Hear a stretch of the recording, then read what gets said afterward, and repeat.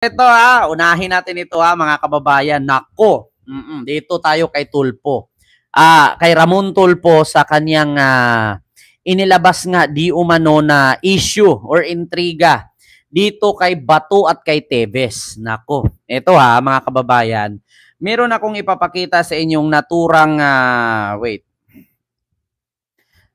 picture no ni Bato at ni Tevez. Ito Ito, post po iyan mga kababayan. Ramon Tulpo. Nako po. Ito, sa totoo lang, nako, ayaw ko na magsalita talaga. Pag ako pa naman nagsalita, nako, nagkatotoo. Ito kita nyo naman yan, no? Post po iyan ni Ramon Tulpo or ni Moon Tulpo. Sino pa bang hindi nakakakilala kay Ramon Tulpo? Di ba yan yung binakaya ni Claudine Barreto? Yan yung binugbog ni Claudine sa airport. Kapatid yan ni Erwin at ni Rapi Tulpo. At ni Bin Tulpo. So ito na mga kababayan. Ito yung post ni Ramon Tulpo. Si dating Negros Oriental Arnie Tevez ang di umano'y isa sa pinakamalaking drug lord sa bansa. Nako, isa sa pinakamalaking drug lord daw. Paano kaya ito nasabi ni Ramon Tulpo mga kababayan? One day ago. Si dating Congressman Negros Oriental Arnie Tevez, no? Di umano'y isa sa pinakamalaking drug lord sa bansa. Mayaman na siya dahil sa kanyang pamilya pero mas yumaman pa siya dahil sa di umano sa drug trafficking. Ano ba ibig sabihin ng drug trafficking? Yan po yung mga kababayan, yung mga nagpapapasok ng mga droga mula sa ibang bansa at ikinalat dito sa Pilipinas. Not only in Iloilo, Negros, but also in Luzon and Mindanao. Sunod! Dahil siya'y ubod ng yaman at may pwesto pa sa gobyerno, marami siyang pinatay. Naku po, totoo naman po na marami siyang pinatay. Kasi nga, yung grupo nga ni Digamo, habang nakaupo si Digamo, pinagbabaril si Digamo, pati yung mga bodyguard ni Digamo, nadamay at naging masakir nga. So marami nga talagang pinatay. Sunod. Ang mga pulis sa kanyang lugar ay nagbubulag-bulagan lamang sa mga patayan. Ay baka naman kasi malaki ang bigay. Ikaw ba naman, bigyan ka na, 100,000, tahimik ka. Pag yumayaw-yaw ka bukas, doon ka sa kanal pulutin. O di kaya palitan ka. Lipat ka doon sa Mindanao assign. Saan? Sa Tawi-Tawi. Tagabantay ka sa mga malaking buhaya. Di ba? Ang pulis sa kanyang lugar ay nagbubulag-bulagan lamang sa mga patayan. Totoo po ba sa Negros Oriental? May mga patayan po ba dyan? Pero bakit siya pinapaligtas nung administrasyon ni Pangulong Digong na naglunsad ng intensive war on drugs kuno? Nako, oo nga naman mga kababayan. Kung saan, sabi ko nga sa inyo tanungin nyo si Nuba Paruhinog. Sir Maki Kwan, Miguel of shoutout po at sa First Squad Forever, hello po. Tanungin ninyo si Nuba Paruhinog. Kung si Nuba Paruhinog lang papasalitain, nako, malalaman nyo kung sino si Tevez. Ito pa, mga kababayan. Pero bakit siya pinaligtas nung administrasyon ni Pangulong Digong na naglunsad ng intensive war on drugs kuno? May ads po tayo, huwag po kayo mag-skip mga kababayan.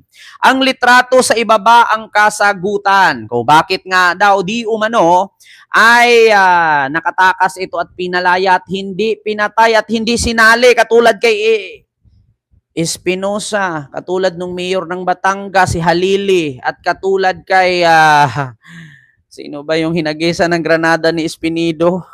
Yung tatay ni Nuba, si Aldong. Aldong, Espinosa, Halili, ligtas, nakalipad. Sino pa yung isa? Si Jid Mabilog, nakalipad. Di ba? Ito mga kababayan, ito daw ang kasagutan kung bakit hindi pinatay at hindi pinatumba. Kasi nga ayon kay Doris Bigornia, Mr. President, sino naman at saang lugar naman po bukas ang susunod na matumbang mayor? Sabi naman ni Digong, ikaw, kung saan gusto mo. Ikaw, kung sino ang nasa isip mo. Wait lang po mga kababayan.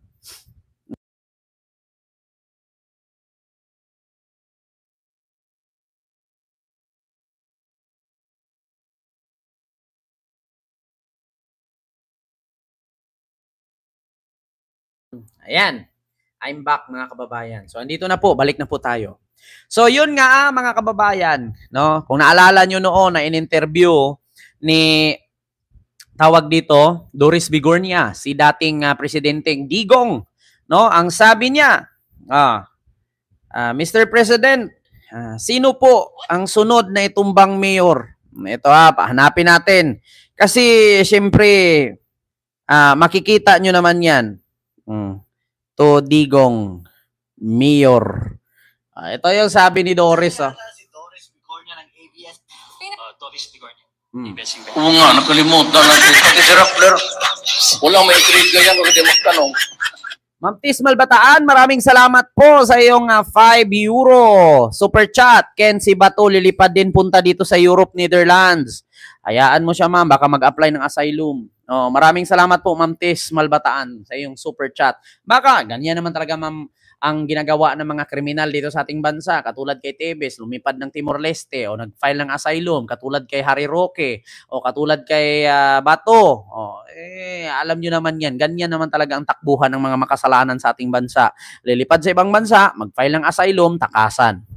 Ito pakinggan nyo mga kababayan kung paano tanungin ni Doris Bigornia si Digong.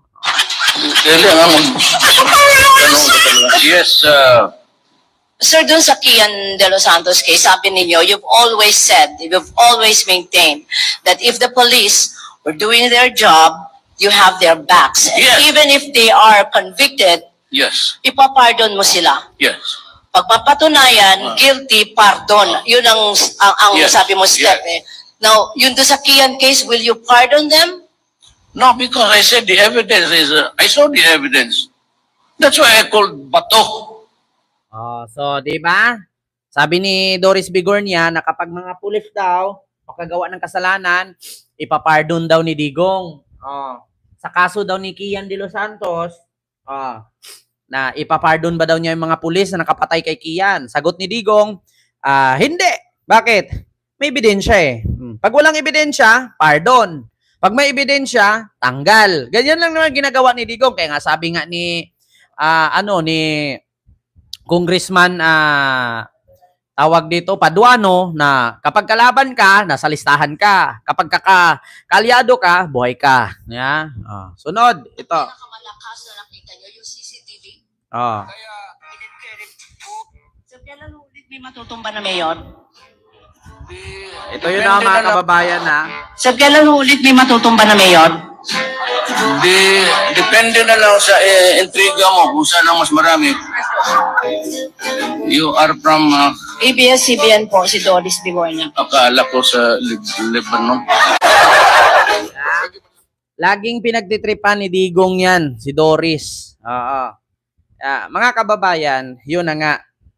Sa mga nagtatanong at dito sa post ni Ramon Tulfo, kung bakit nga ba, no?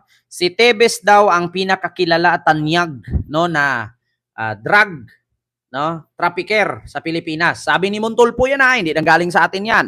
Nagbasa lang tayo sa kanyang post. Ang sabi niya, pero bakit sa ang mga pulis sa kanyang lugar ay nagbubulag-bulagan lamang sa mga patayan? Pero bakit siya pinaligtas ng administrasyon ni Pangulong Digong na naglunsad ng intensive war on drugs kuno? So sa litrato sa ibaba ang kasagutan kung bakit daw nakaligtas. Magkasama si Bato at si Tebes. Dalawang makintab ang noo na model ni Mr. Clean. Totoo ba? Totoo po ba? Dalawang makintab ang noo. So ano po ba ang maisagot ninyo mga kababayan dahil sa isyong ito na kung saan kaya daw ang kasagutan kung bakit si Tebes nakaligtas at nakalipad ng Timor-Leste sa panahon ng war on drugs at pagpatay kay Digamo. Ang kasagutan daw nasa baba ng picture. So kung sakali man sino yung mayor ng Iloilo, si Jid Mabilog, kung sakali nakipagkita kay Bato, ligtas. Makaalis kasi sabi nga ni Jid Mabilog, tumawag si Bato sa akin at kumbinsihin daw ni Bato si Digong na mabait na tao si Jid Mabilog. Di ba? Mabait na tao si Jid Mabilog. Sabi niya, tumawag si Senador ay si PNP Chief Bato de la Rosa sa akin at gusto makipagkita, papuntahin ako sa Krame at kumbinsihin daw niya si Digong na mabait ako at wala akong connection sa droga, pero tumawag sa akin yung isang general na wag daw akong tumuloy pumunta sa Krame kasi gagawin akong testigo na sabihin ko drug lord si Drilon at si Maruhas. O kaya hindi siya tumuloy, nagpunta ng Japan at nag-file ng asylum sa Amerika. Umuwi nung wala na si Digong sa posisyon at pinatawag ito sa Quad Committee sa Kongreso. Di ba? Klarong-klaro, mga kababayan. Tama naman po ang ating balita. O gusto nyong malaman kung totoo ba yung sinasabi ko? Ay, pakita ko sa inyo. Wait lang. Siyempre, hindi naman tayo pwede ditong magbalita ng fake news. Pagkita natin dito yung sinabi ni Jed Mabilog. Sana ba yun? Nasaan ba yun? Na siya mismo nagsalita na kung tumuloy siya pumunta sa Krame sa panawagan ni tawag ni Bato sa kanya ay talagang gawin siyang tagaturo, ituro si Drilon at si Maruhas na drug lord. Ito. Napang pahayag tungkol dyan sina dating Senator Franklin Drilon at Mar Rojas. Nang matanong si Mabilog kung bakit hindi naghain ng reklamo laban kay dating Pangulong Duterte, sagot niya, napatawad na raw niya ito. Meron din daw kasing immunity noon sa mga kaso ang Pangulo. Pero ngayong private citizen na si Digong. Wait lang mga kababayan kasi na-direct kasi yung open natin kay Mabilog eh. Dito tayo, ito yon na nagsalita si Mabilog dito. Napang pahayag tungkol dyan sina dating Senator Franklin Drilon at Mar Rojas. Nang matanong si Mabilog kung bakit hindi naghain ng reklamo laban kay dating Pangulong Duterte, sagot niya, napatawad na raw niya ito. Meron din daw kasing immunity noon sa mga kaso ang Pangulo. Pero ngayong private citizen na si Digong, giit ni House Committee on Human Rights Chairman Benny Abante. Kaya may mga umiiral na batas ay para mapanagot ang mga dapat managot. Sa susunod na linggo, ipagpapatuloy ang pagdinig ng House Quad Committee at iimbitahan dyan ang panganay na anak ni Digong na si Davao City Representative Paulo Pulong Duterte. Meron daw gustong tanungin si Pulong sa mga resource person. Matatandaang sa isang pagdinig ng Quad Committee. So dito ko mga kababayan ay nagsalita si Mabilog. Ito po yun. At mananaig ang katotohanan at hindi ang pamumulitika o personal na interes ng ilan. Hindi napigilan ni dating Iloilo City Mayor Jed Mabilog ang kanyang emosyon tungkol sa pagkakasama niya sa 2017 Unverified Job Watch List ng administrasyon ni dating Pangulong Rodrigo Duterte. Sa pagdinig ng House Quad Committee kanina, sinabi ni Mabilog na nakatatak pa rin sa isip niya ang pagbabanta noon sa kanya ni Duterte. The mayor of Iloilo City, I identified him. This is broadcast. Narinig ninyo, mga kababayan, na kung si Jed Mabilog pumunta, nakipagkita kay Bato, ay di sana, wait lang po ha mga kababayan.